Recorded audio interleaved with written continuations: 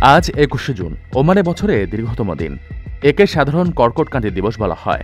এদিনে উত্তর গোলার্ধে দিন হয় সবচেয়ে বড় এবং রাত থাকে সবচেয়ে ছোট, আর সূর্যও কর্কটক্রান্তি রেখার ওপর লম্বভাবে কিরণ দেয়।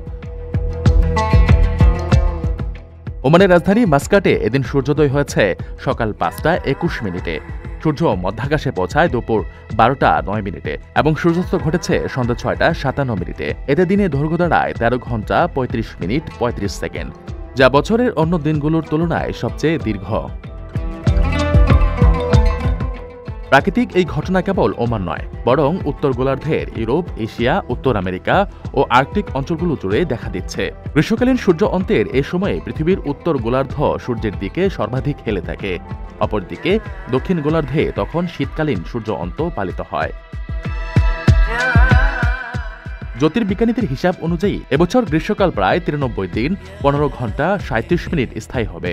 ওমানে গ্রীষ্মকালীন এ সময়টি আরও গুরুত্বপূর্ণ হওয়ার বড় কারণ খারিফ মৌসুম। বাংলার বর্ষাকালীন সময়ের সাথে যার মিল আছে।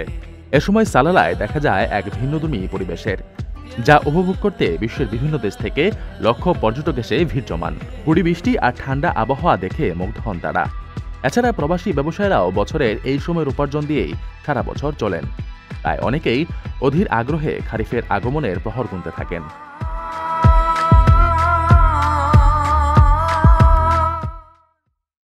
আপনার স্বপ্নগুলো আকাশ ছুবে প্রবাসীর হেলিকপ্টারের মাধ্যমে। বিয়ে, জন্মদিন অথবা যে কোনো বিশেষ প্রয়োজনে হেলিকপ্টার ভাড়া করতে যোগাযোগ করুন স্ক্রিনে দেয়া নাম্বারে। প্রবাসীর হেলিকপ্টার, নিরাপদ ও সাশ্রয়ী বাহনের বিশ্বস্ত নাম।